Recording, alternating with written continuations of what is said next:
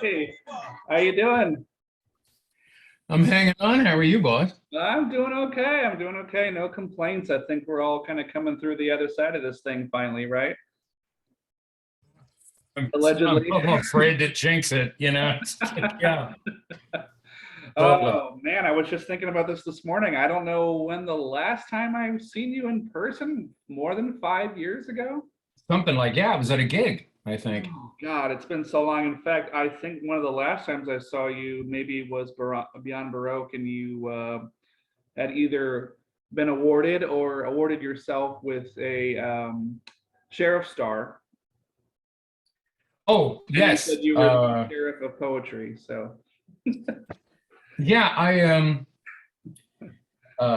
yeah, I that's think got to be I going think back. Peggy Dobrier gave me that star. It's a Hopalong Cassidy uh uh sheriff star. Yeah, I'm really fond of that thing because it was an actual, Hopalong souvenir.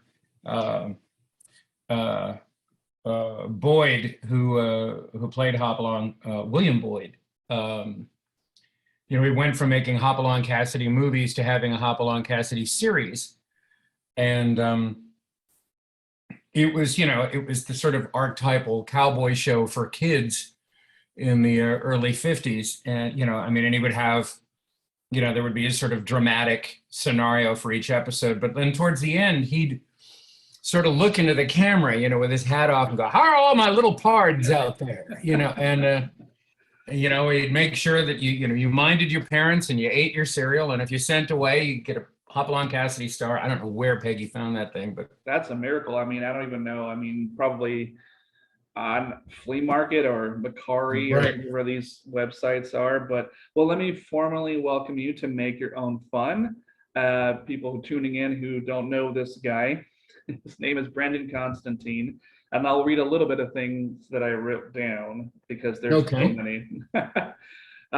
He's a poet. His most recent collections are Dementia, My Darling through Red Hen Press, Bouncy Bounce from Blue Horse Press, and he's been published in some of the biggest magazines in the country, notably Poetry, The Nation, and Plowshares, just to name a few.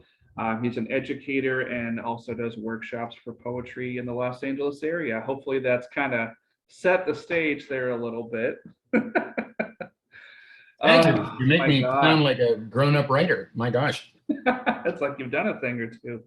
Well, I have a few questions here for you, and Mhm. I thought I'd start kind of at the beginning. It's a good starting spot. Um, so how did growing up in a house of actors inform your desire to perform and or write? Wow. Okay. I'm looking at the clock right now because I'm going to try to give you a contained answer to this one. This could sprawl in a bunch of different directions. Um, uh, uh, well, I got to say, my there's a bottleneck of responses. That's what you're seeing right now. Is that it's just a traffic jam. Well, it was great. I mean, considering that I'm doing what I want to do.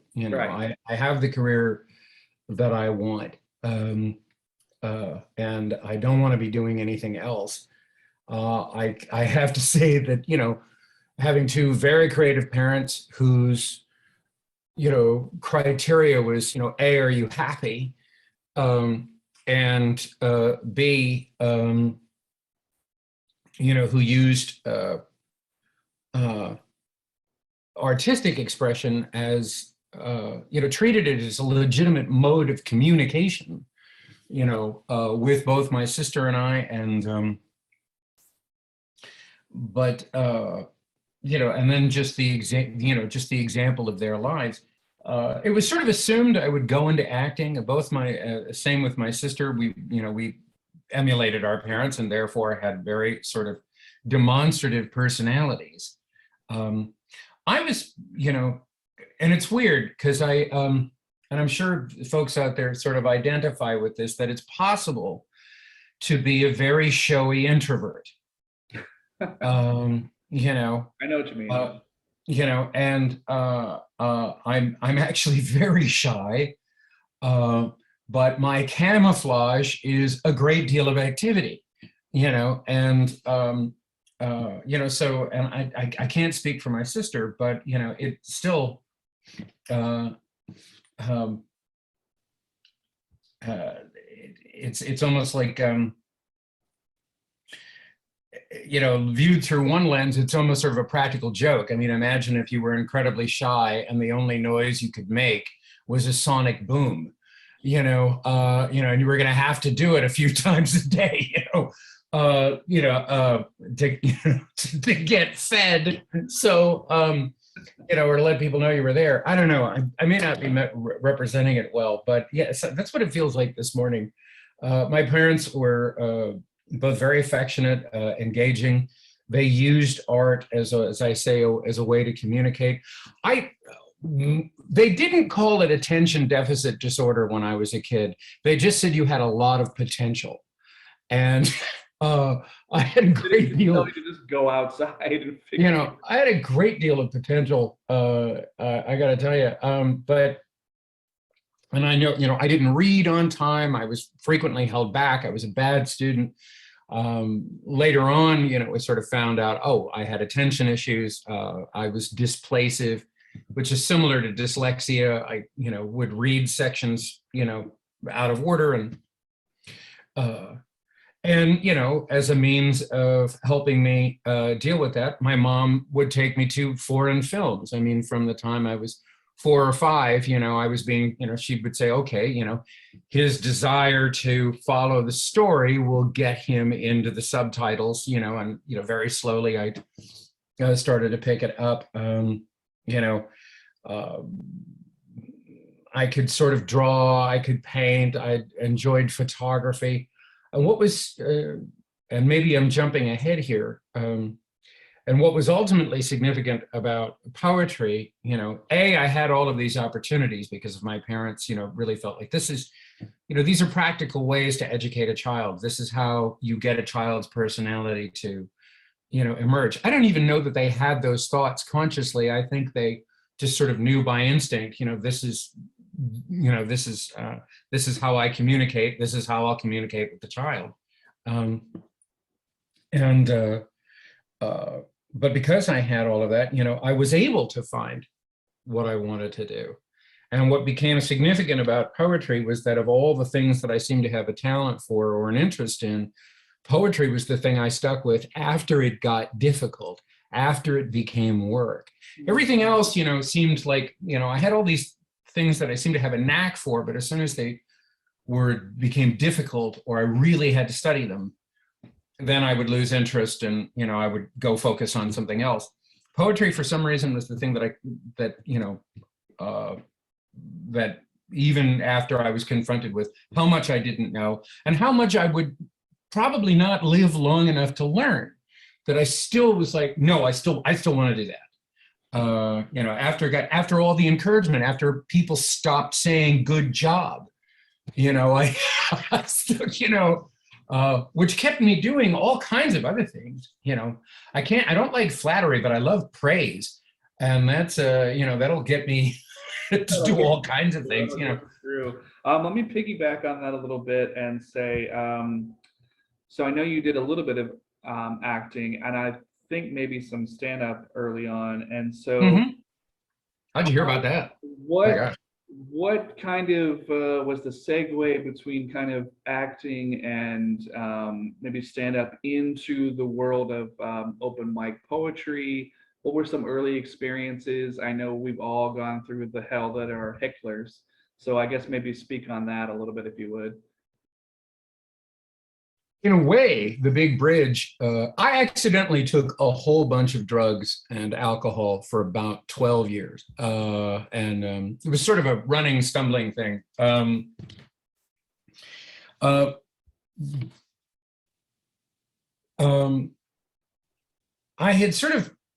I fell off acting because it got in the way of my drug use. And I had to sort of follow that for a while. And then when I got sober, in 1990. For whatever reason, I didn't pick up acting again, and I thought maybe there would be some route back to it, but it was very vague, and for some reason, I stumbled into comedy for a while, which was okay. I enjoyed doing that, and I liked working in clubs. And if I had the right mindset, heckling didn't really bother me at all, because I could usually turn it into some sort of fun instead of necessarily attacking the heckler. I would sort of join the joke with them and very slowly bring it around to them. I remember being in a club and a couple of people shouting at me, and I realized that they were together, and I was able to, sort of say things like, "Oh my God, it took two adults to come up with that heckle," and that kind of, it's like, and then, and it wasn't angry, and we, for the most part, tended to, it tended to go really well. But I could tell right away that what I wanted to do with comedy, wasn't actually straight up comedy, that there was more to it, that I kept wanting there to be this other beat to it. I wanted it to be a little more profound. I wanted it to, without really knowing it too, I think at the time I wanted to create, as Blackmer said, fresh idiom, some interesting way of putting a thing that would hang in the air for a little while. And poetry, and when poetry showed up, I didn't even know it had happened. I was traveling with my father for months at a time, and we were in another country and sitting in a cafe, and it suddenly hit me one day that I'd been coming to the same cafe for weeks, as just sort of a morning routine. Get up in the morning, put on your clothes and go down to the cafe here for breakfast and coffee. And the cafe was in, I'll tell you where it was. It was in Paddington train station in London. It doesn't exist anymore. That cafe is gone. But there used to be a cafe with a big window where you could look out and you could see the trains pulling in, and you could watch the marquee. And I would sit in there and I would write, which was weird right away. And I just looked up and I went, oh my God, I've been writing for weeks now every morning, and it's not a story and it's not a song. It's something, what am I doing? And oh my God, you're writing poems. So I did that. I followed that. And then somewhere around, that was 1994. And before the end of 1995, I signed up for an open mic in Hollywood at a coffee house called Ground Zero. That was a reading hosted by a guy named John Schofield. His featured guest that day was Victor Infante. I read in the open mic, and Victor said, I'm hosting a reading in Orange County. You should come to that one. And I have to say that from that day to this, probably not a month has gone by without somebody asking me to read or teach or do something somewhere. I'm absurdly lucky in that way. I really don't mean to frame that as just like, I have this amazing talent or anything like that.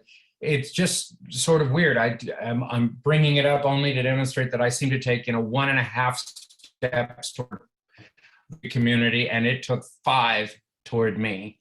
And I was, that'll also keep you hanging around for a while, just to be just welcomed. Like, it was kind of like a snowball effect for you, where it just took a few people to hear, and it's that old Pizza Hut commercial, and then they'll tell 2 friends, and then they'll tell 2 friends. And it was, but I think it was also more, like I said, I don't want to misrepresent. I want to say, oh, my work was so incredible. I look at the stuff that I was writing back then, and it's like a lot of it was like, but it really is more a reflection of the community itself, what it was like at that particular time, who was in it in Los Angeles, and who, and I just really lucked out. It just seemed, people, wanted you to come to their readings. And one thing that did also help was I got involved with the poetry series right away. And if there's anybody who's going to watch this interview who's part of a poetry community and you're like, I'm not sure how to connect with it, here's a really great way to connect with it. Start a reading. And I got hooked in with a group called the Valley Contemporary Poets, who are still going. They were founded in 1980 by a lady named Nan Hunt, and then a group of poets, Sherman Pearl, Jackie Chakalian, Mary Armstrong, David Del Borgo. All of these poets kept this thing running for a long time. And then it got handed off to me and a poet named Nicole Harvey. And we thought, wow, this is a lot of work to run a series. We immediately drafted 2 other poets to help us. And we started doing readings. And what do you know? I mean, if you've got a reading, we had everything you needed for a reading back then. We had a microphone, a podium, and a coffee maker. And, and we had a big sort of, AA meeting coffee maker, the big impedimenters, and that seemed to be all you needed to do it. And it was worked like a charm. I met all kinds of people, A lot of the poets I know right now and who I consider some of my closest friends in poetry were people that I approached to come read for me. I have a cherished friendship with Sarah McClay because of that gig. If you want to, start a reading, poets will come. They will come. Field of Dreams. Let me go back to something you said earlier about being in the right place at the right time and people kind of approaching you, and that made me curious. So because of that, because traveling to different counties and around the country, who is someone that became an influential writer to you that was introduced by someone you met doing the rounds, doing poetry? So someone brought their work to you that you necessarily wouldn't have found in another way.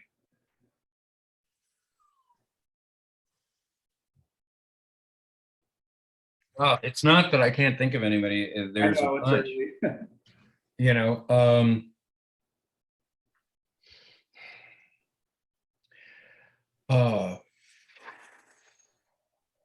I just know that since you've done, you were talking about the 90s, so I figured early days, going back and forth from LA to Orange County, someone might have said, well, Brendan, have you heard of this person? I'm like, no, I haven't. Well, I would say that fits that exact model. I mean, my first actual poetry teacher was Suzanne Lummis, who I was sort of directed to. I'd been sort of orbiting her. It turned out she was trying her hand at theater, and she did a play with my sister.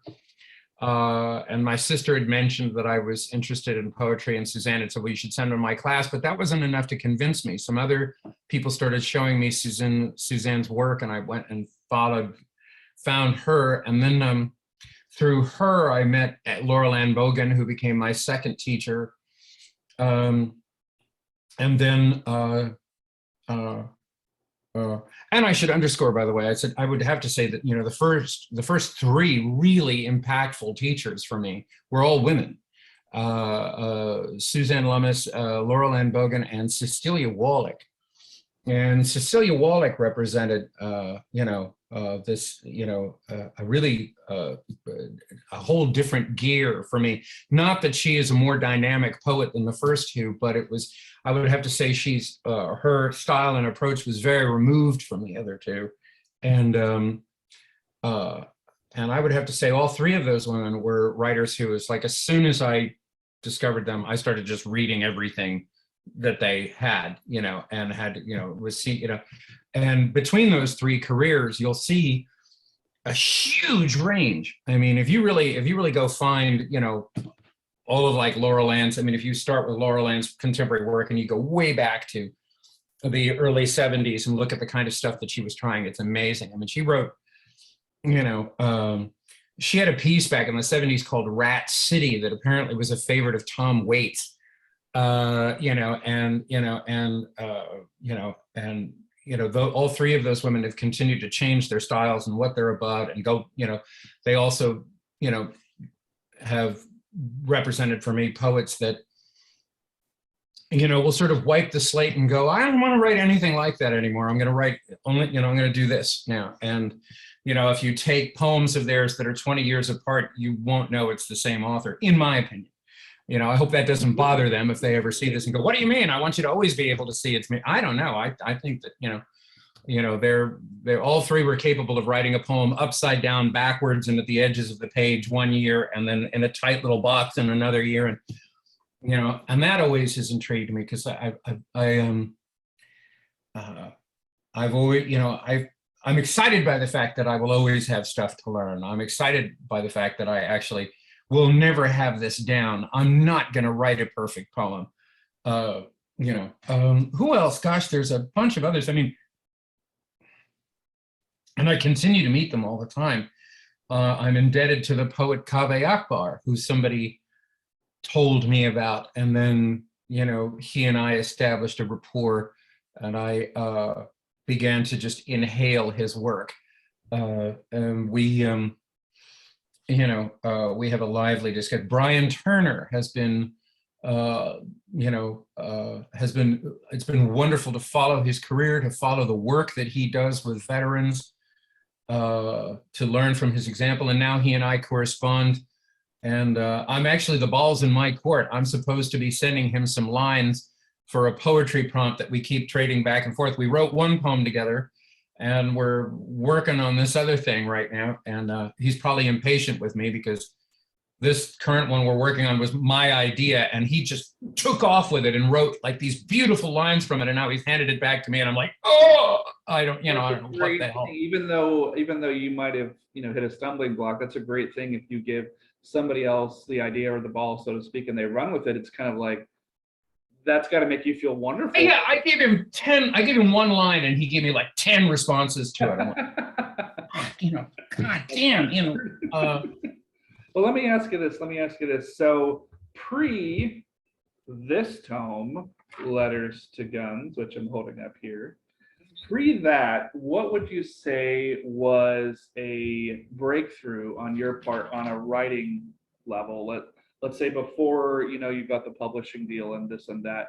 Were there a few poems in the years before that where you just felt like maybe you turned a corner, going like, not let's just saying it's just like breathing or something, but you just turned a corner going like, whoa, hey, whoa, wait a minute, I'm onto something. I haven't tried something like this before, or it was just gifted to you and you went, oh, this is something. I haven't been in this territory before. Yeah, absolutely there is. And it's funny because, wow, okay. I'm in danger of making a point. Because it was, and what's coming to mind is that there's absolutely, I had that experience, and it turned out to be a precarious one for me. I started, before I went and I got my degree or any of that, you know, I was doing the open mic thing. I was sending poems out to magazines. I was making chapbooks. I was fortunate enough, my first couple of chapbooks were made for me.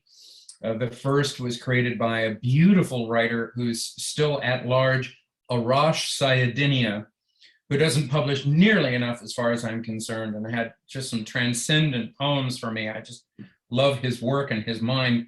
And he put out my first chapbook in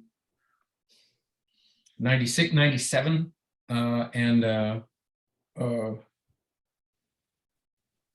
then the next one came out. There was a great series called the Laguna Poets, and the host there, Pat Cohey, had a weekly reading. And dig this, he did this every week. If you got asked to read for his series, and he booked you way in advance, he'd ask you to send him a bunch of poems, which at the time still might come by mail, rather than the internet or something, because that the penetration on that was not as ubiquitous. And he had a chapbook ready for you at your reading, and you'd get a bag of books which you sold for whatever you wanted. He would make you a chapbook with a blurb on the back with an ISBN code, the whole thing. You got a book at your reading. So if, a lot of people who'd never had anything published, that was their first publication, was reading for Pat and his lovely wife Marcia. And so I got a chapbook done with him. So I was kind of off to the races right there. And this is all part of the same point, because there was when I got a couple of pieces in journals that were not local journals. They weren't things produced by friends. I'd sent some stuff off to an editor who I knew nothing about, who knew nothing about me, who had nothing invested in me. And I got into, I think it was Plowshares. I thought, holy shit, like I got something in a legit journal. That had, on the one hand, I felt, like you said, this sense that, oh, maybe I've turned a corner. Maybe I'm doing something unusual. And then a couple of other, equally sort of established journals seemed to, and again, nobody knew me. It wasn't grandfathered in. I didn't get, the poems just seemed to register somehow. And I thought, okay, that's interesting. It's always dangerous to think that because you got published, it means the poem is good, or that there's, but I got very dazzled by it. I thought, oh, so then I thought that whatever I would produce from that point on would be at this same level, which of course is nonsense. I mean, I just, I was still capable of writing just horrifying poems, and I continue to, I mean, I wrote, and I still, and now when I'm teaching, I frequently will begin workshops by telling people, look, you need to embrace this idea and consider it a good thing when I tell you that no matter how successful you are, no matter how practiced you are, chances are your worst writing will always lie ahead of you. And it's, it's just sort of out there. But there was a period where I thought, oh yeah, okay, I can sort of contend. One epiphany that I did have that I do think is more bankable came only about a year ago, was I have never submitted anywhere without looking at my submission and thinking, am I doing this right? I mean, for over 20 years, every submission, and there's been hundreds of them, going, God, like, they always say maybe you should engage the editor. Should I have mentioned, a previous issue of this magazine and said how much I liked it? Should I demonstrate that I'm an attentive reader? Should I make a joke? Should I, and there are all these schools of thought, well, this is how you present a submission, and this is what you say. And, you need to establish a rapport with the editors over there. And I realized, about a year ago, oh, I do know how to do this.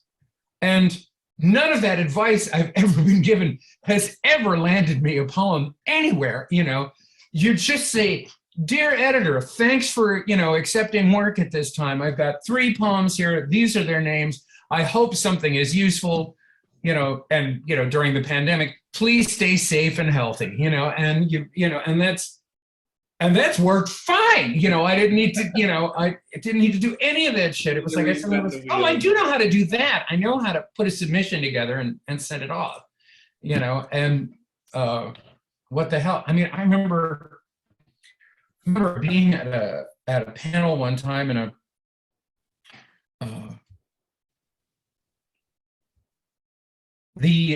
I was sitting with some publishers, and we were being interviewed on a stage, and we were being asked about the poetry scene at the time and publishing. And it was very funny. This one editor was saying, well, I'm interested in the new voices. I'm interested in people who take risks. I'm interested in, I don't care if you have a pedigree, and, I don't care if your voice is raw. I'm interested. And then in almost the very next breath, they said,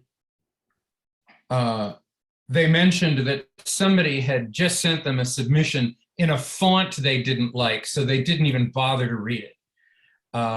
You know, What? and we're not, and it was, you know, and we're not talking Comic Sans or Wingdings, you know, it wasn't, you know, right. I mean, it was like, it was a totally legit, it was like Georgia, Times New Roman, Bell, it was something like, and they were just like, oh, that's just, you know, am I allowed to swear? Yeah. Because they said, oh, this is the fuck you of fonts, you know, and I can tell anybody that submits in that font is just, Oh, it's God. just insulting me. And I was like, oh my God, like, you know, Give me a break. and there's nothing, you know, yeah, those people are out there and there is nothing you can do But it's great to appease that. Just keep sending it out, you know. Right. We have these experiences. We can pass them on to people like ixnay on submitting to this trashy rag. But so you know, I was thinking about. Well, I'll ask you one more here, and then maybe we'll go into some poems, and then come back to some Okay. questions. But thinking about you know, you and you know, the work that you've done, and some other people in the community, and as well. And I was watching a few documentaries. God, what else did we do besides sit in our pajamas, drink box wine, and eat ice cream over the pandemic? But and watch a lot of documentaries. But it got me thinking about with the Scorsese documentary that came out. Well, I think it was last year. The Bob Dylan, you know, Rolling Thunder. Oh, right on. Okay. And it got me thinking, like, why? I know that, you know, with the pandemic there was the safety issue, but even before that, why weren't there more like group packages of tours of poets going out, like a Murderer's Row or something? Because I know for a fact that, like, you know, just to throw out some names of people that you know that you've worked with, I mean, like you and like Rick Lupert and Derek Brown and Mindy Nettifee could go out and do, like, I'm not saying, you know, like Rolling Thunder or something, but you guys could go out and book huge things. And I don't know if that's something that you've sort of done in the past and you want to get away from, or maybe you've had some bad experiences, or maybe that touring circuit with the colleges and things like that, maybe it doesn't exist, or maybe the funding, the grant money, that it doesn't, you know, isn't coming through anymore. But I don't know if that's something that you've thought about. It's certainly, you know, in the last 2 years, as you mentioned, I mean, a lot of that all took a hit. Um, and I would love to get hooked into a bigger circuit. I would, because I really enjoy reading, and I enjoy, and I've done cross-country tours,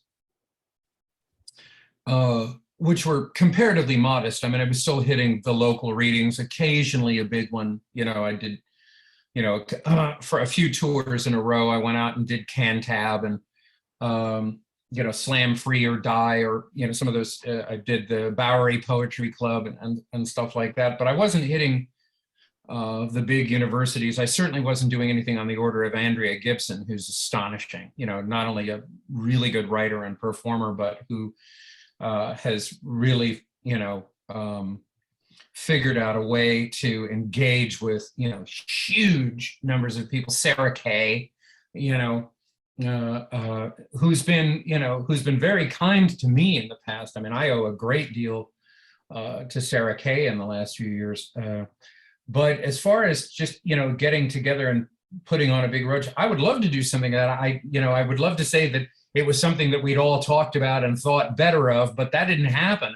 You know, it just seems that so many of us were doing different things. Buddy Wakefield and I did some tiny touring together, but we didn't, you know, and it was funny, even if we were doing little clubs and bookstores and things, we would bill it like this was our blockbuster tour lookout. I mean, you would swear if you looked at the flyers, it looked like a monster truck show. You know, I mean, we were practically going, you know, girls, bud, all weekend long, Super Bowl of poetry, you know, and it wasn't, you know, but it was, you know, and then we would show up, you know, in a church basement and read, you know, so, you know, and that was it. I would love to do something like that. I just never got hooked into it. And there's been I've had a few folks that It's funny, Mindy Nettifee and Amber Tamblyn put together some really big events. There was the Drums Inside Your Chest series that Right Bloody was putting together, and I know had really high hopes that that was going to get bigger and bigger and bigger, that that was just going to poetry palooza, and for whatever. But things like that are very difficult to maintain, and I think you can get to a point where you go like crazy to get a bunch of plates spinning, and then the effort to keep them spinning is a little less taxing, but you have to maintain it all the time. You have to keep, you know, your life, yeah. And particularly now, I mean, you've got to have a dedicated person for your social media. You've got a dedicated person for finding venues. You've got to have a dedicated, you know, and that can be really difficult. I don't know what, for instance, Andrea's secret is, but she's really good at it. And there's a handful of other poets that are wonderful at doing this. If somebody out there would like to get me and Derek and Rick and Mindy Nettifee and a bunch of these poets together to do so, I'm sure I can speak for them. We'll answer the phone. We'd come for that. But of course, now somebody who you might want to interview on this, who I do find personally astonishing, is Buddy Wakefield, who I've known to tour something like 18 months in a row, crossing the country, so that, you know, he would start on the West Coast, move his way east, hit a bunch of readings, get all the way, you know, to the tip of Maine, and then start heading back again. And once he'd started heading back again, it had been a year since he'd hit some of these venues at the beginning of the tour. So now he was due to return. It was like, well, we haven't had him for a year and he's still on the same tour. And he'd come back and, hit, and continue to promote and continue to, and just live in a van and go from hotels to couches to, to spas, to inns, to Airbnbs and to sleeping in the car and making it work, and touring with him, as, the little bit that I got to, he had it really down to a great sort of formula for budgeting. He was one of the only people I've toured with where we came out in the black. I was, all of my tours, were financial losses. Sold lots of books, met lots of people, had great readings, had packed rooms, but by the end of it, I'd spent most of it, and and my accountant was like, this is actually going to work out really well for you. That's how bad you did. And, I mean, it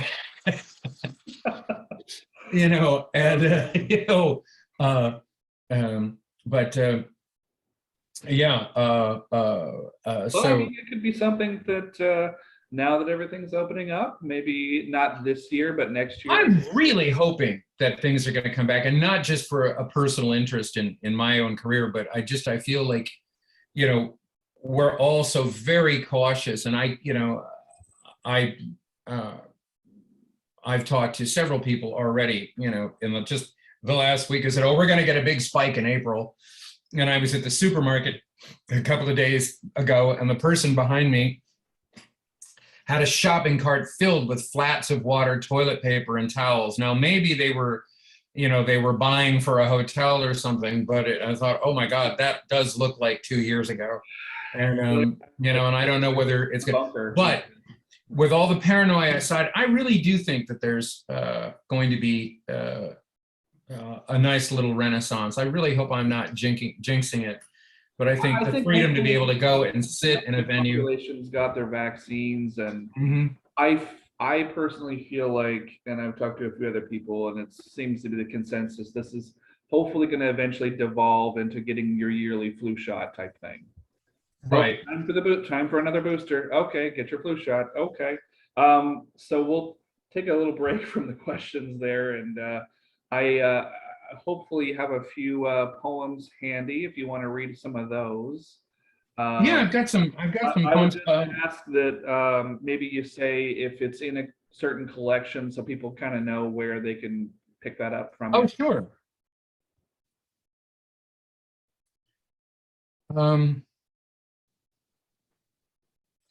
Yeah, I'm going to read you two poems that are coming out in an anthology, but I know it's safe to read them because they've already appeared in some journals, and so I'm not going to jinx them. And they have kind of a relationship to each other now, Okay. because they're kind of two sides of a coin, written at very different times. Let me just adjust a page here. Just make sure that I'm ready to go.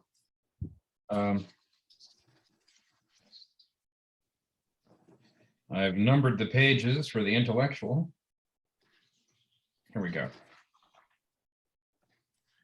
So both of these poems touch on substance abuse, Okay. although it isn't necessarily what they're about. It's just sort of a fact of the poems. And they're in two different styles.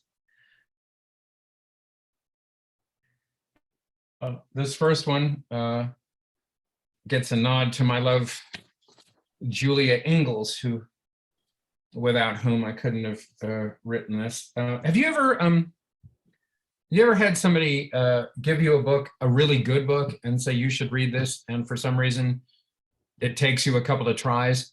Like you can't, like, you know. You don't want to insult them. You don't want to complain. You just like, maybe I'm just not. Maybe I'll take a week and. I couldn't find my rhythm with the book at first. I'm gonna start again, because it is actually, I was really enjoying it, and just life was happening, and I kept, 2 or 3 nights would go by without going back into it, and then I would lose the thread and have to go back. But this poem is called A Tour de Force. Okay. Oh, and you can find it at Rattle. A Tour de Force. I got a book and can't make myself read it, even though my lover swears it's good, even though the cover says we might all beautifully belong somewhere.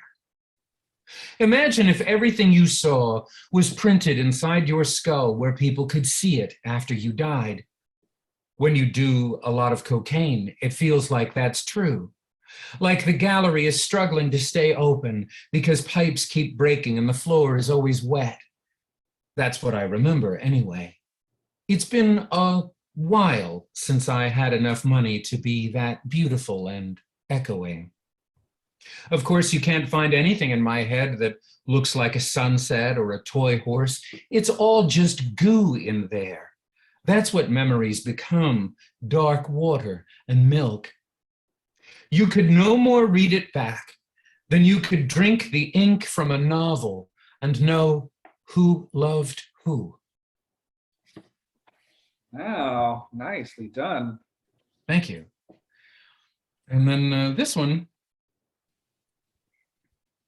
same thing, only different, as they say. Now for something completely different. It's taken me a really long time to write about drugs at all. Like 10, 15 years ago, I remember having a conversation with Sholay Walpe, who was saying, why don't you ever write about that? And for some reason, it just didn't, it wasn't, except for a few passing references here and there, I wasn't really dwelling on it.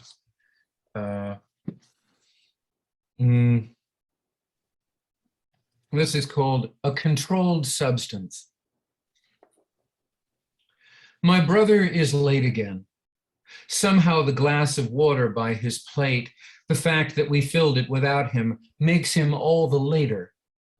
Dad tells us to start eating, says there's nothing worse than cold fish, but suddenly no one can find a rhythm.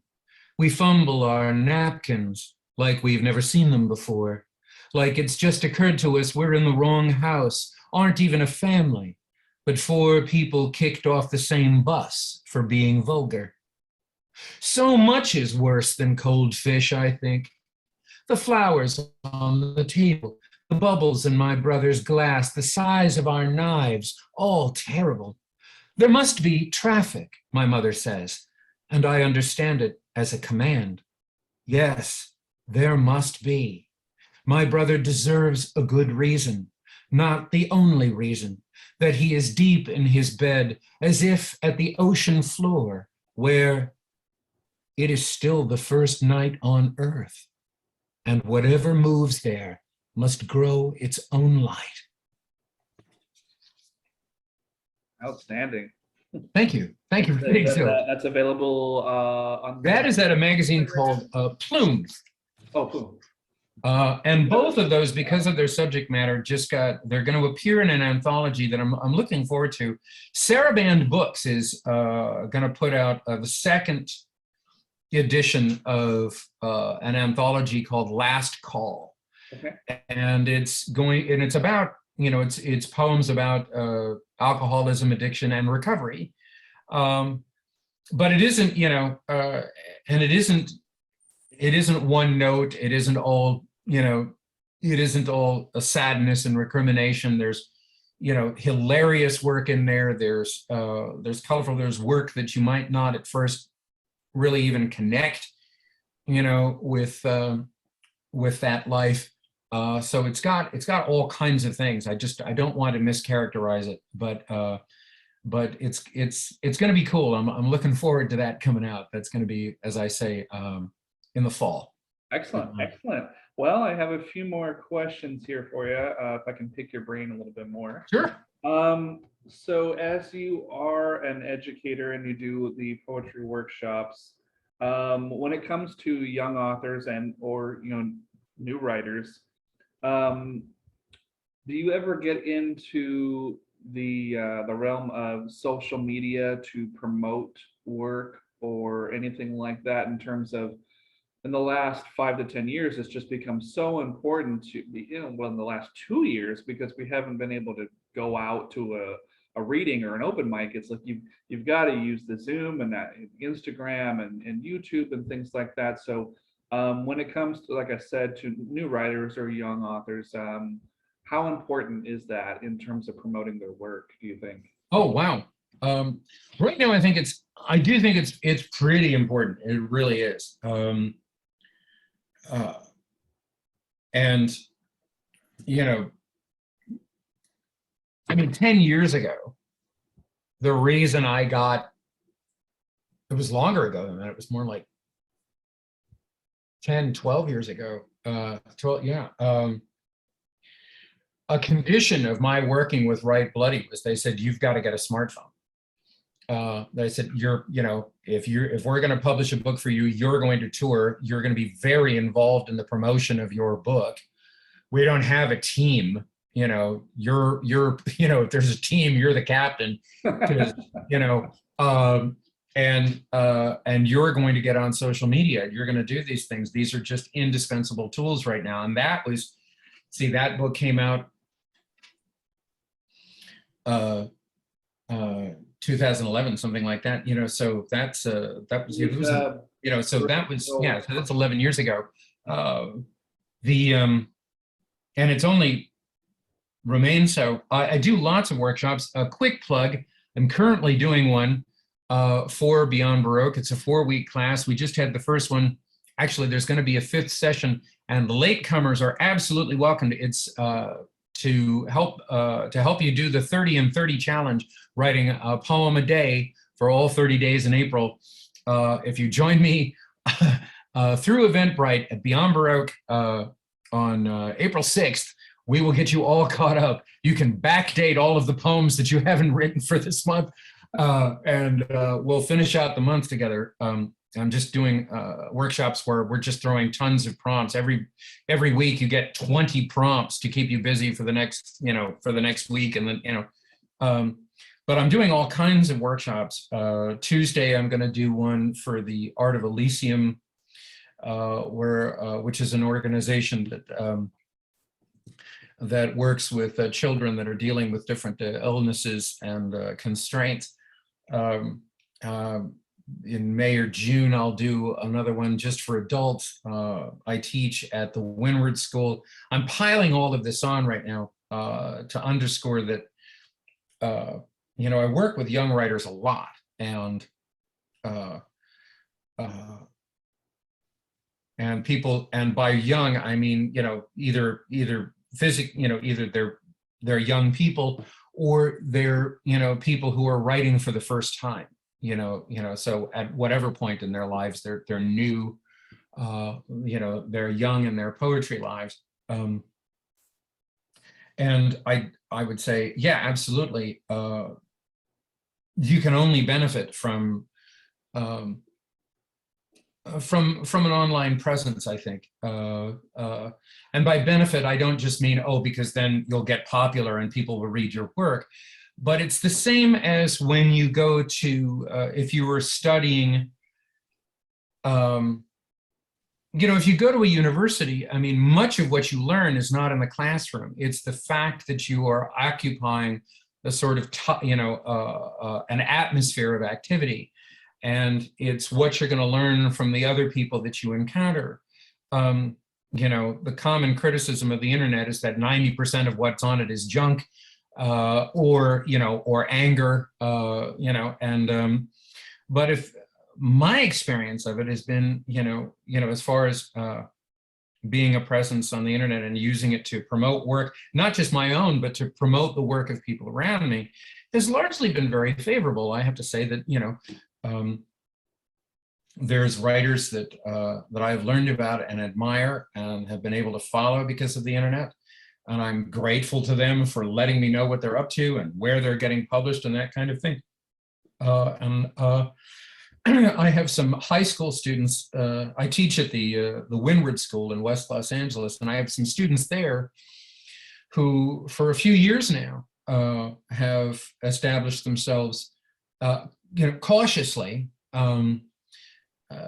responsibly on the internet. One of them runs her own web magazine. It's called Words and Whispers. And her name is Ashley, and she hosts this journal. And it's clearly been a huge help to her in her career. It's become an invaluable part of her education. I mean, because again, like I was saying at the beginning of this interview, if you want to meet a lot of poets, start a reading. Another way to do it would be to start an online journal. People are going to send you their work. They're going to reach out. You're going to get a sense of who's writing what around you. And, and then you're going to discover who they're reading and, and what things have worked for them and what things, they find to be a dead end. And, and I'm talking about structurally, I'm talking about, the mechanics of writing different kinds of poems. It's been hugely helpful, and I would absolutely recommend taking advantage of the internet, and particularly social media. I have a Twitter account that I don't do much with except promote other people or occasionally give a shout out to a workshop or something that I'm doing. I could cultivate more of a following if I was more attentive to it every day and posting something. I don't post something on, I'm still, I'm comparatively in the, Pleistocene era. I'm still using Facebook. Yeah. But I still find that a useful tool. Like, I can tell people about workshops, or, more often than not, I'm also, holding somebody else's poem up, and saying, oh, look at what this person wrote, or here's where you find, here's what Amanda Gorman's up to. Here's what my friend Valentina's doing. Here's, this person's having a workshop. I think those are great things to use it for, particularly if you're, if you find that you are dissatisfied with the state of things immediately around you. If you feel like, if you are of a mind that, most of what's around you is junk, there are no good poetry resources, well, we could start with you. You could start, holding up the thing, instead of posting stuff where you're just attacking a bunch of people for being awful, hold up the things that you think are noteworthy and wonderful. If there's a book on your shelf that you wish people were reading, take a picture of it and say, look, this is a great book. If there's a poet in your life that's not getting the attention they deserve, throw one of, ask them for permission to put one of their poems online and go, take this, and why the hell not? It will only, even if, you're feeling, well, what can that do for my career? I don't know what it'll do for a career, but it might do something for how you feel about yourself. Exactly. I really like that. And to add on to what you were saying earlier about writing bad poetry, I've had conversation with not just published poets, but other writers that I know that um, get discouraged. And one thing I like to say is it's okay not to finish the poem. You have no legal bind to Oh, sit absolutely. there and just slave over it until you're done. You can get up and come back to it. And one of the things, maybe you had the same experience over the lockdown in the last 2 years, is I had a move, last year, and I just discovered all of these old USBs that were like in a box, just collecting dust of like half-finished poems and short stories and things like that. And you think back to what you were going through 10, 15, 20 years ago when you may have been working on this stuff, going, oh, this is a travesty, and this is the great lost poem or short story or something. And then you look at it, current eyes or something, and you go, well, duh, all I have to do is this. So I'm guessing you've had experiences like that too, where at a time you just had to kind of walk away from something you were working on. Oh, hell yeah. And in all of, I mean, I'd have to say, if you pick up any of my books, there'll be poems in there. There'll be a few poems in there that, I mean, going back to Letters to Guns, which came out in 2009, I'd have to say that by the time that book came out, there were poems in there that were 10 years old, but that had been, abandoned and picked up again and abandoned and picked up again and abandoned and picked up again. And in this current book that I'm shopping right now, there's a bunch of really new stuff, and there's at least one poem in there that I think is 15, 16 years old. I mean, dating from when the first draft of it appeared to what it looks like now. And, I am a firm believer in, you can absolutely abandon the poem, just don't throw it away. And I have notebooks and folders all over the place. Some I can't even find anymore, but I know they're around. Like if it gets bad, I have some idea of where I might unearth them. I call them wood piles, and they're just fuel. It was either a poem that just for some reason wasn't, I wasn't finding a rapport with it. And that's what it feels like sometimes, is that I'm actually negotiating with a thing that is complete in some dimension. That, and I tend to always imagine it sort of out here in the air, just above my head somewhere. And that when I'm writing it, I'm negotiating with it. I'm going, okay, well, would you like to be in, would you like to be in tercets with a slant rhyme? Would you like to be all one block? Would you want to be, as I said, upside down and backwards, and the poem is going, well, I don't know, it's November, maybe I should be sort of all over the place like a bunch of leaves, and you negotiate with. Sometimes the poem just goes, I don't want to talk right now. And so, I go, well, okay, I'll put you in a drawer. And I also believe firmly in that as part of the writing process, by which I mean, a lot of us are very superstitious. If we're fighting for time to write, then the idea that you would stop and put something aside when you're hitting a wall, it was like, yeah, but I'll lose the scent. I won't want to work on it. Right now, the inspiration is fresh, and if I just make myself miserable for another few days, I should have it. Well, that might be true, but at the same time, one thing is sure, that if you put it in a drawer, stick it in a folder, if you move on to the next poem and come back to it, chances are you'll be able to look at it objectively in a way that you're not able to right now. If you let yourself lose the scent, you will almost certainly have a better sense of what is on the page and what isn't on the page yet. And you go, oh shit, okay, yeah, I thought I was making this point. I thought all of this was implicit. It's actually not. I've got to, so Upside down. yeah, I believe. Yeah. Let me ask you this, to piggyback on that, and to go back to kind of like your workshop kind of frame of mind. when it comes to new writers or young writers, um, I feel like, there's the old cliche of the teenage girl writing what I would call the painfully painful poems, painfully painful pain. I'm in painfully painful pain poems, versus what I would call character poems, which is they can put themselves in someone else's shoes, or it could be people watching. And one thing I try to encourage, if a lot of people aren't comfortable with just spilling their guts about whatever they're going through on the page initially, because they're new to it, they're shy, they're going to be reading that rattling piece of notebook paper in front of people, to say, it's okay to put yourself in a character mode or a people watching thing, to just get things to come out of you, because not every day can you just die on the stage like Judy Garland used to talk about or something. Sometimes it's like you have to ease your way into it. So have you had those kind of discussions with your students? Hmm.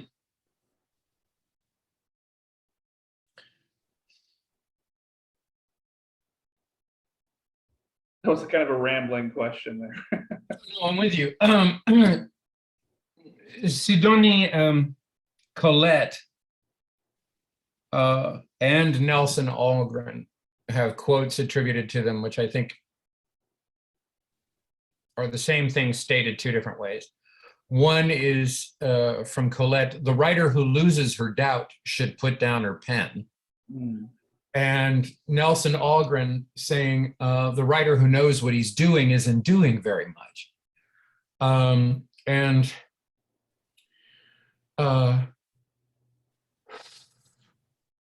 I'm always putting in my classrooms an emphasis on taking pressure off, on giving yourself the room to write whatever it is you need to write, to accept that you're going to have to write some bad things, and you're, as a means of getting to write the good things, and then some of the things that you and I have touched upon, being patient with yourself, taking time, cultivating that kind of thing.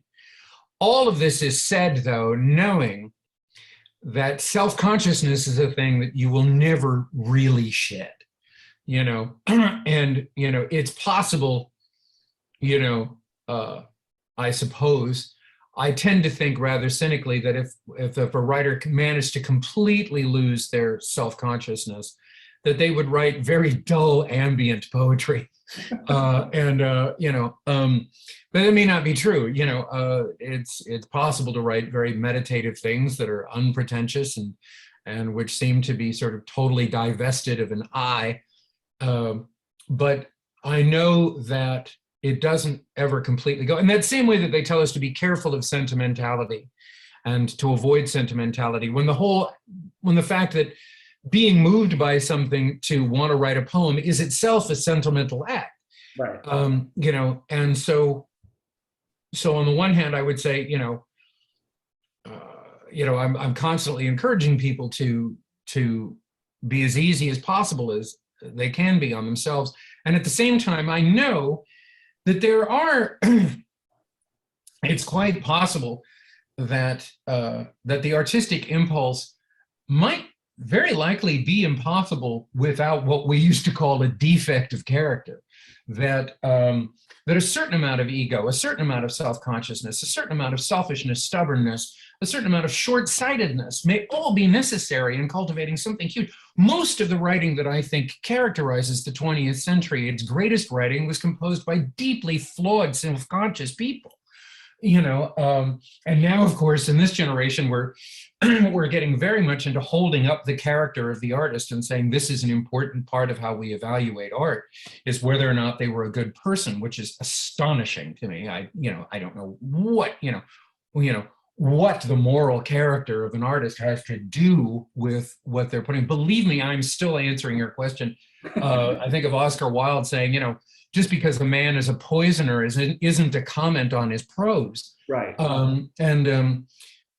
So when it comes to the adolescent writer who's doing these different kinds of writing, and you're saying, if there's this sort of very sort of self-serving dumping of poetry, the terrible term, part of me really feels like, what, that shit's got to get written though. I really can't talk my students out of doing it. I have to say, what I do have to remember, though, is that writing and publishing are two different things. And the fact that you were writing something doesn't mean you're putting it out there. Right. And the fact that somebody's bringing a poem to class doesn't mean they're putting it out there. They're just trying to get something written. So they said, well, but whether or not they're going to show it to anybody, whether it's good for public consumption, that has nothing to do with that initial conversation. And I feel like they should be allowed to follow it. I remember, writing a poem and saying to somebody I was working with, a wonderful poet named Betsy Shaw, I was saying, Jesus, this is like the third poem in a row I have that deals with moths. I really got to get off this. This has become one of my old tricks. And she says, why do you have to stop? You're clearly working something out. You need to work that out. Again, everything you write isn't a great big commentary on your career. You just might need to get some shit out. So on the one hand, I want to tell my students, get it out, whatever it is you got to do. And at the same time, like you said, I am, when I can, putting examples of other approaches and saying, you might want to try this. I've had teachers and I've benefited from teachers who flat out took poems out of my hand and said, this is crap, move on to something else.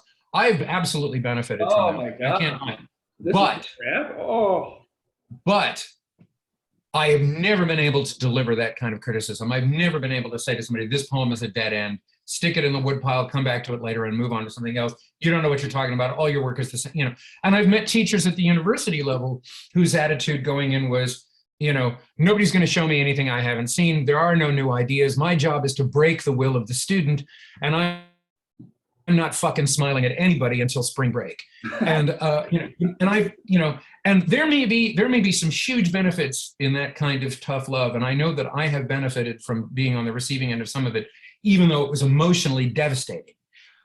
But I've never been able to dole it out. I can't be that way. When a student hands me a poem, even if there's things that I think that are not working, even if those are big things, or it's derivative, or it's too reminiscent of something else that they wrote before, I can't say don't do this. What I can say is, from time to time, if I think something is, if I've really got a student who's saying, my depression comes in on little cat feet, I'll be like, well, okay, I can carefully say, well, if you're going to put this poem out there, there's this poet, Carl Sandburg, who said something very similar. You might want to look at that and, see what you think of what he did. What did he get right? And what do you think maybe he got wrong? And, but here's some examples of some things some other poets like yourself have tried. See what they did with it. Make up your own mind. Right. Or at times there's and say, okay, if looking at this poem objectively, here's an argument I could make. I could say that this is self-serving, or you're objectifying this person, or what if you were to, what if you just tried taking everything out of the past tense and putting it in the present tense? What if you changed your I to a we? What if you did, what if you what if you rebroke the lines on the whole thing? What if you arbitrarily gave yourself a width on the page? See then what happens, when you sort of look back and say, oh, look at these four words that are suddenly on a line together that weren't before. And, and I'll do that kind of meddling in there, but I'm always terrified of doing something that's going to put them off it altogether. Because I have been there. I have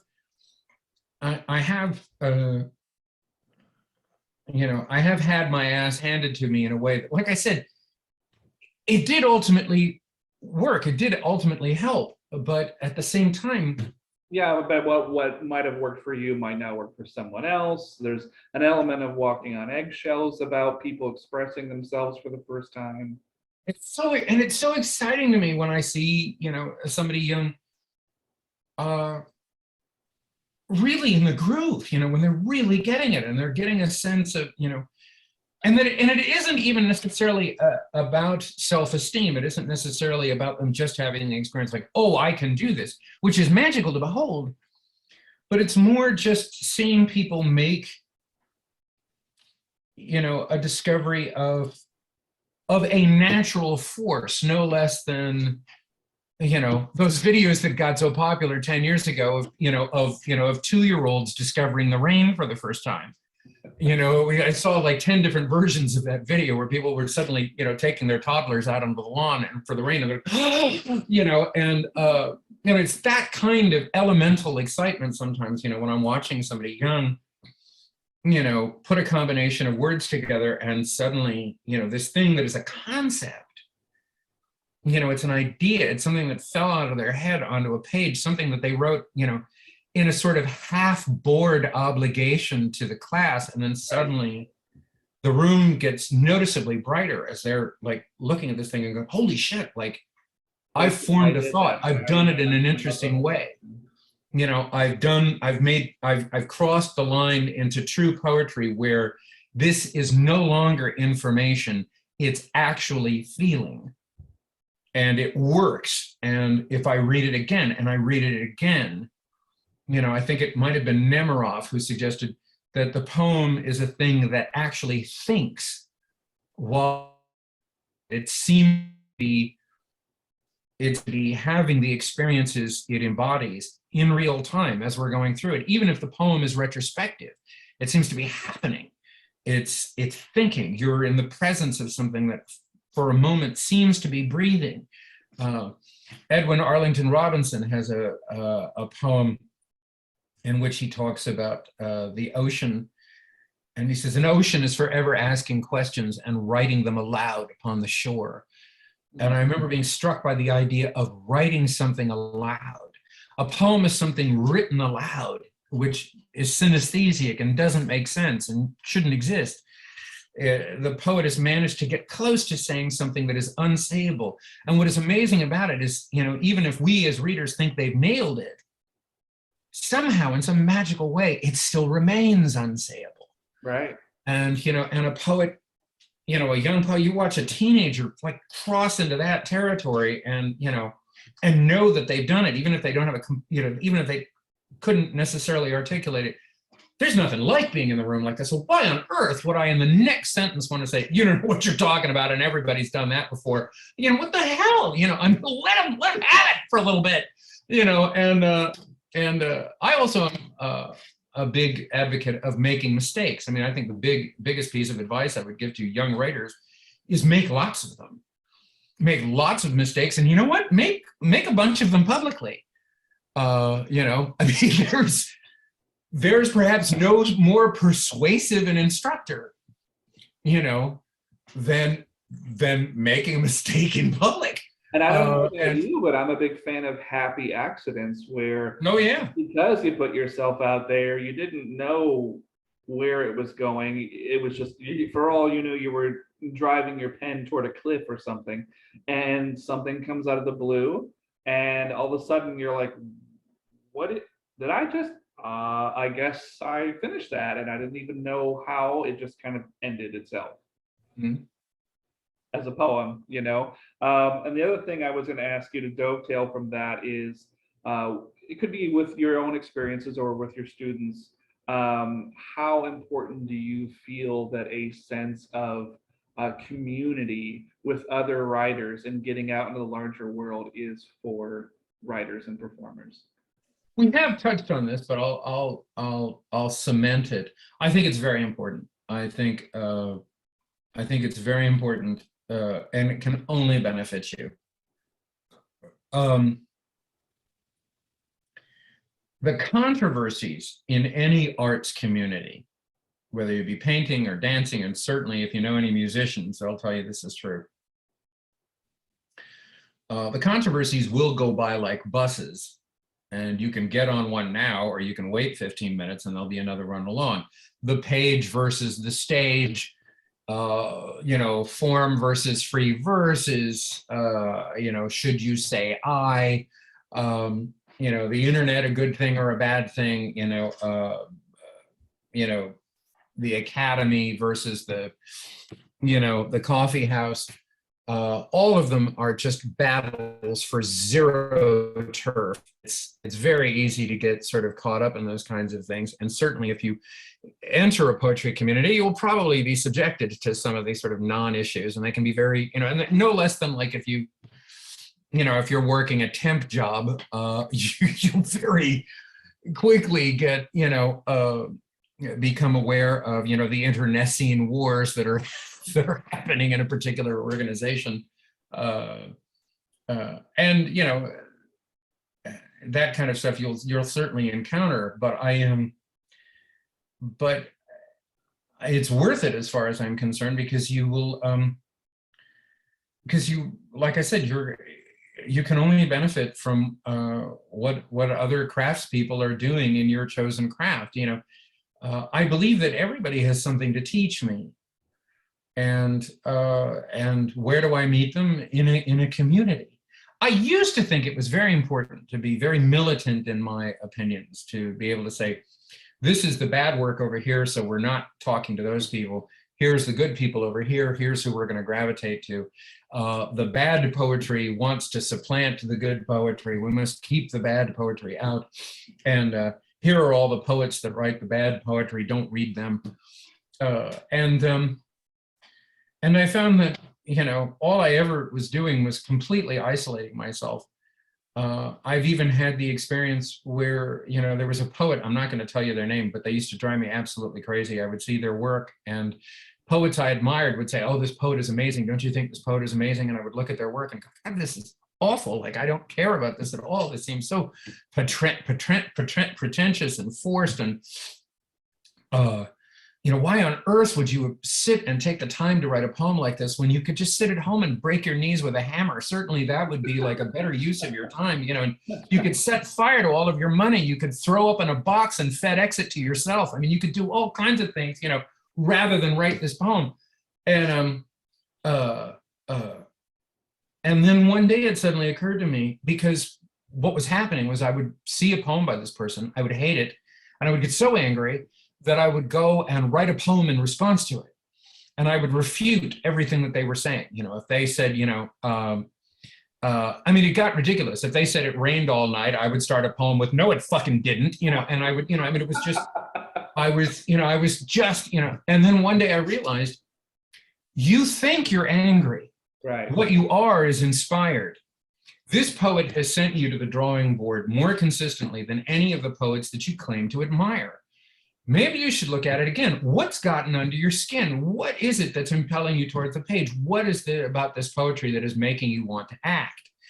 And because we're not talking about politics, we're not talking about nation building. We're not talking about a situation where if somebody does something technically, against your nature, that it might result in a body count or the disenfranchising, of a community.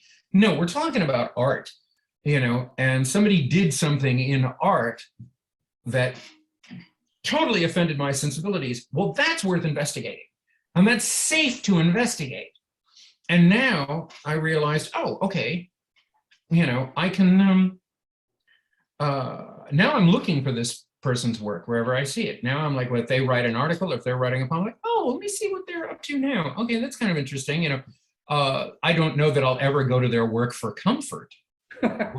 or to be soothed, but I can go to their work to learn. So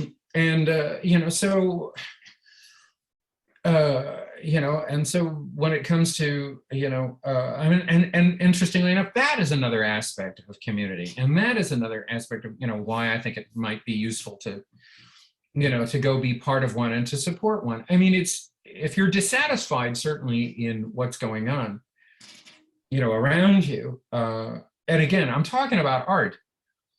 If you are not going to take responsibility for the excitement, then you might be complicit in your boredom.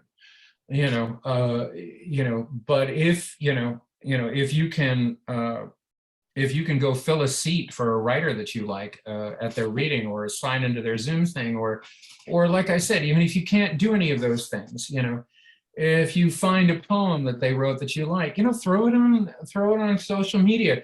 And if you don't want to get on, and it doesn't have to be social media, print the sucker out, stick it in an envelope, and mail it to somebody and say, you know what, I thought this was a great excuse to reach out to you. I've missed you. Look at this poem I was reading the other day. It's by this person. And, lick a stamp, and you will find that you're part of something, and that you will feel more part of something. That's a great response. And to wrap up the questions here, this kind of dovetails back into one of my earlier questions. It's more maybe just food for thought. I was talking about documentaries and watching older musicians and poets and things like that tour around the country.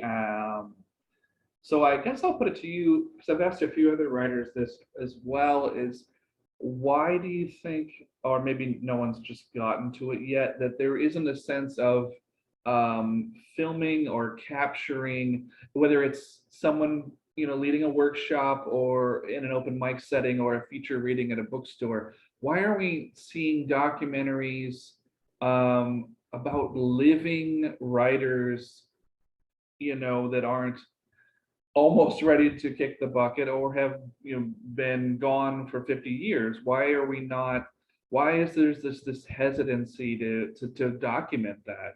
I'm sure that you've thought about that over the last 20 years or so, going like, hey, we should get these people together and maybe document this or document this performance. Outside of like, the normal YouTube or TikTok kind of shenanigans. But is that something that's ever crossed your mind? It is. And I know that, I sure as hell, if somebody had followed Philip Levine around for a while and visited him in the classroom and sat with him and talked about writing, and then filmed, some readings of his, and then took a walk to the liquor store with him, I'd have watched that. I don't even know if he walked to the liquor store. I'm just arbitrarily, or did laundry with him or whatever it was that was sort of a domestic act during his day. I'd have been riveted. I would have, I had the good fortune to be friends with and affectionate friends with Bridget Pegeen Kelly.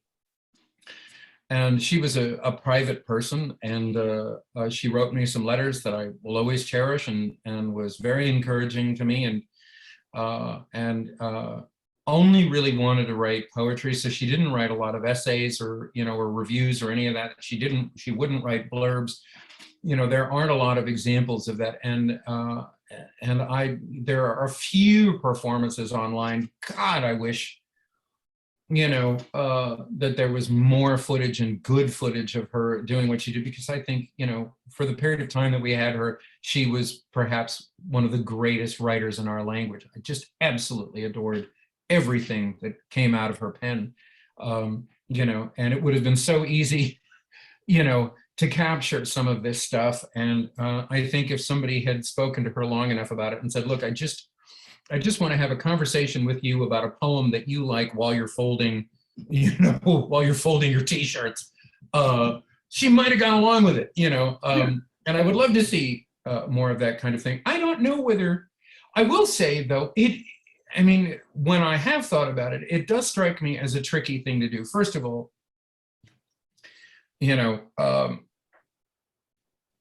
even if you get the poet reading their own work, you don't necessarily always get the best reading of that work. And what excites us about people's reading quite often, and people's writing, is something, that we're bringing to it ourselves.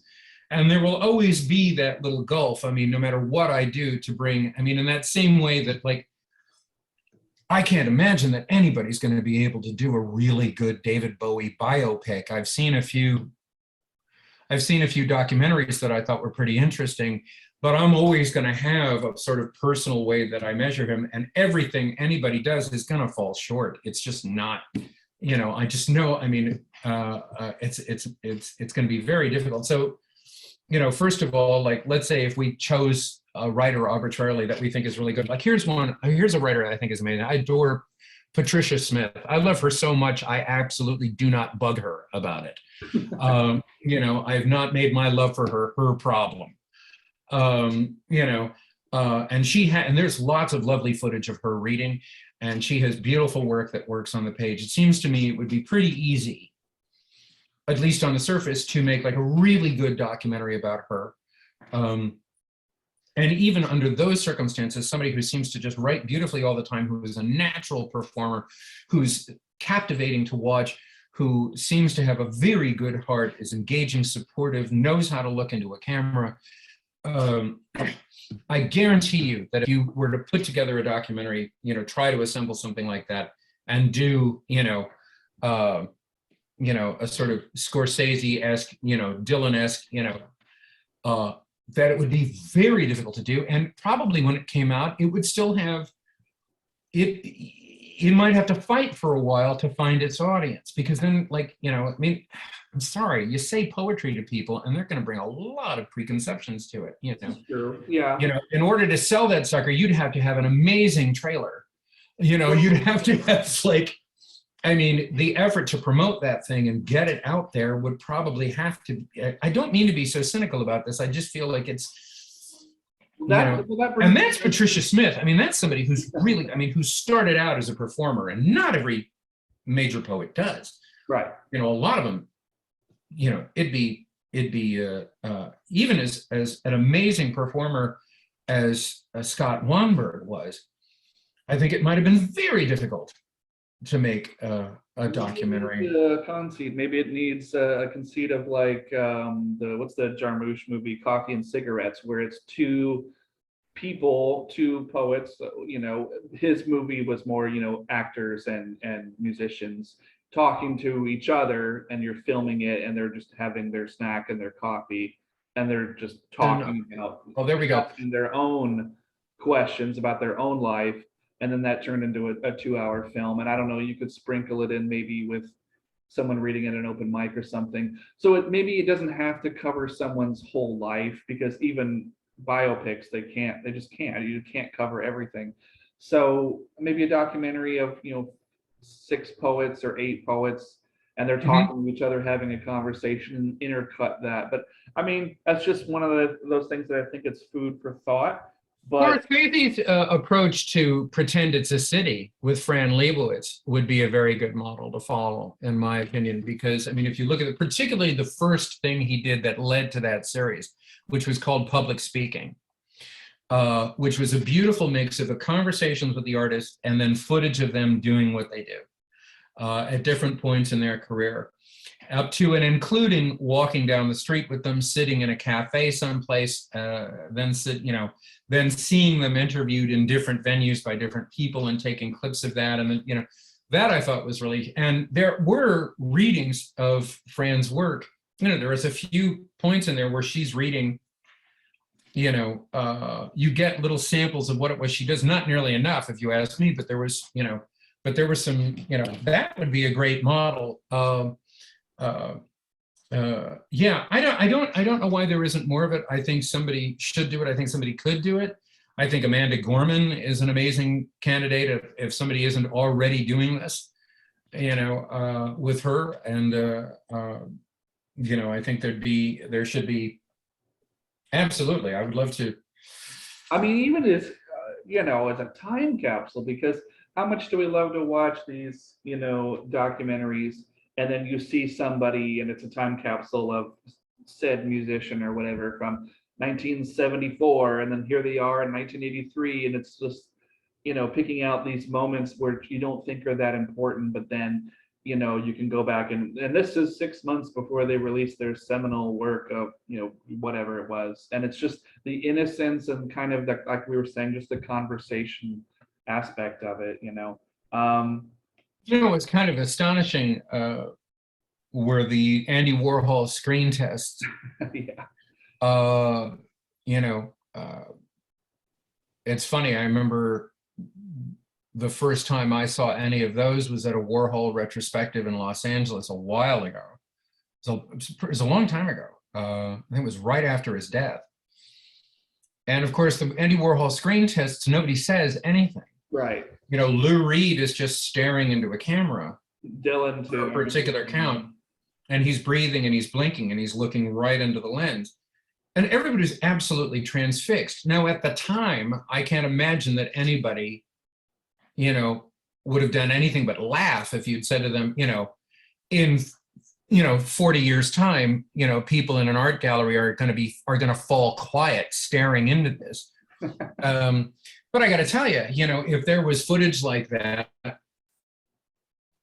of Elizabeth Bishop, if there was footage like that, if there was footage like that of Maya Angelou, if there was footage like that of Khalil Gibran, if there was footage like that of, of Hart Crane, or James Wright, or on and on and on. If there was footage like that of just a Mary Baraka staring into a camera and just breathing and being with you in real time, I suspect you'd stay with it, no matter what your feelings were of any of those writers. And I deliberately chose the names of writers that some people find controversial, or, if you had Rod McEwen staring into a camera, for that long, just looking at it, you'd stay with it probably, Yeah. Just a moving image, and it's a document of a time, but I guess we probably should wrap it up here. I wanted to see if there were a couple of more poems you wanted to read. If sure. not, you don't have to. Let me do a poem. Search for anything if you don't have it right there. There's a poem that's coming out in an anthology called Beat Not Beat. And I'm grateful to my friend Rich Ferguson for asking for this poem.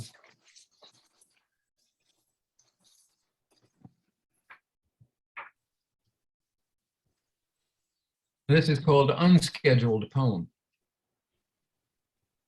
The next time you have the falling dream, try to spread your arms like the letter Y. Not only will you land easier, you'll hang on to the picture longer, your grandparents in their flying suits. When someone says they've had a bad day, tell them it's because Mercury is in Petrograd. When they correct you, say, no, it's actually the old name for St. Petersburg. When they walk away, be sure to shake your head. This is the time we did not agree upon for poetry. You remember, it was now. The last time we met like this, we were strangers, not like today, the two of us as intimate as books. Back then, you were all about anonymity, and I recall thinking I was in the absence of true genius. This is much better. We should do whatever more often. When something vanishes, February, a voice, the wine, believe it has a heaven, because it does.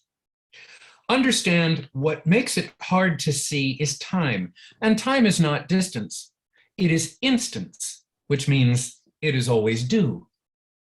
The first time is unknowable, just accept it. Here are some other things to accept.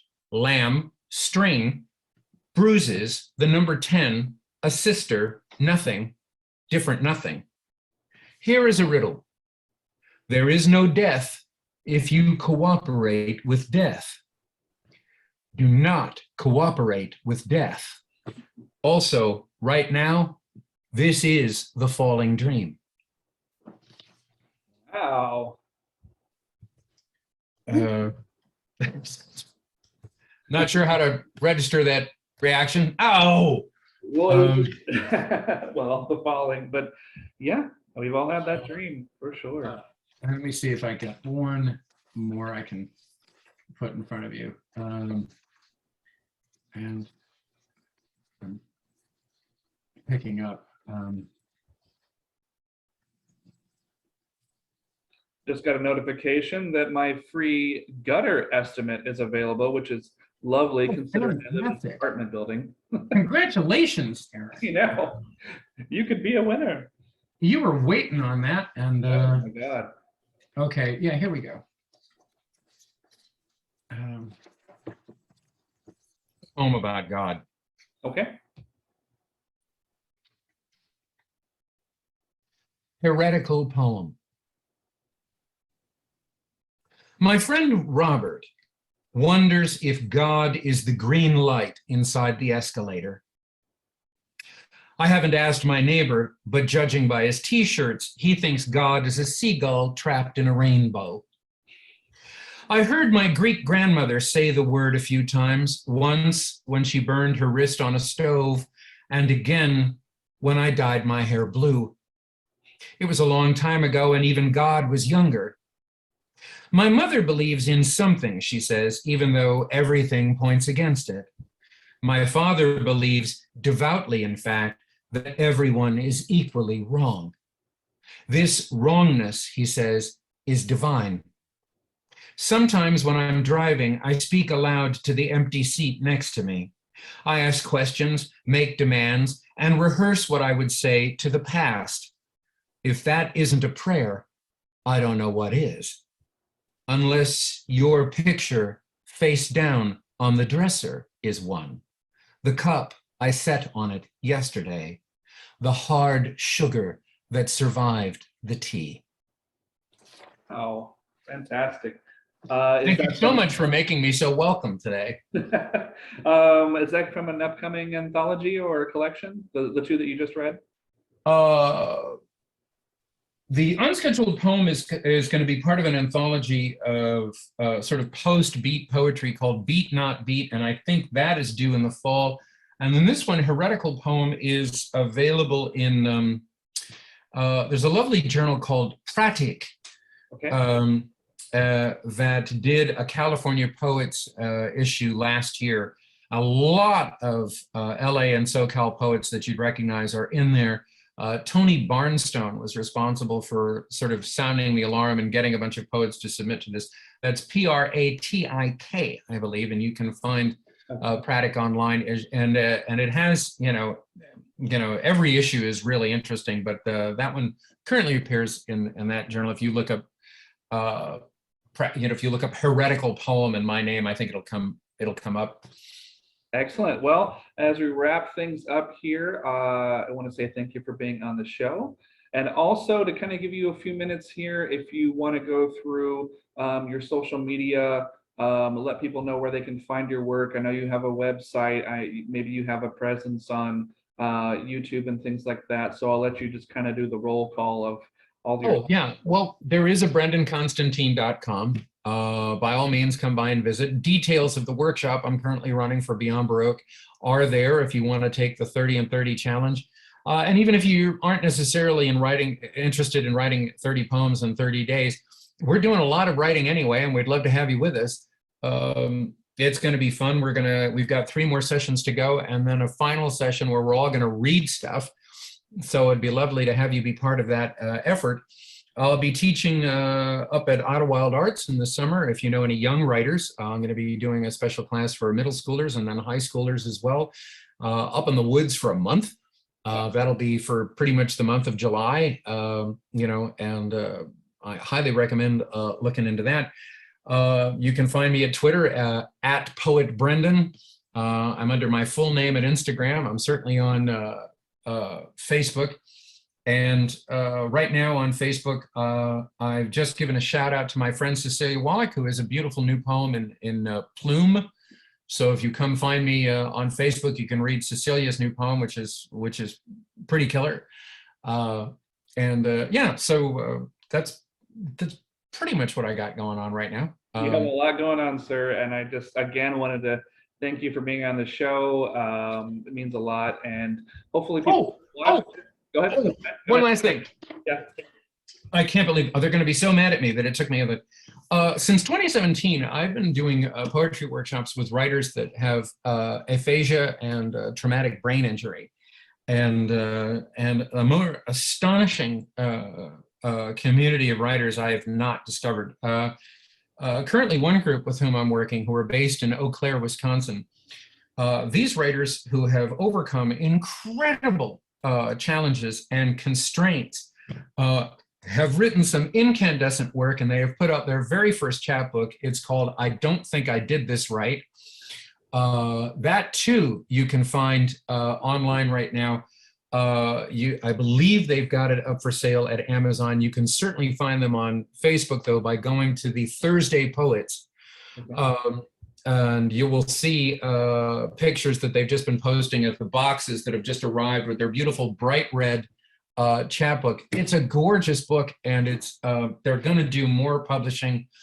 And I'm so fond of these writers. But if you if I promote anything that you ultimately pick up, don't get any of my books. Go get a copy of I Don't Think I Did This Right, and be inspired. Excellent. Well, thank you for the late plug, and thank you also for sharing your Saturday morning with us. And looking forward to the next collection that you have coming out. Oh, thank you so much. I've got a book called The Opposites Game. It's currently finding a home. And I hope to get it out to you soon. Okay. All right. Have a great weekend. You too. Thanks so much, Eric. Bye-bye.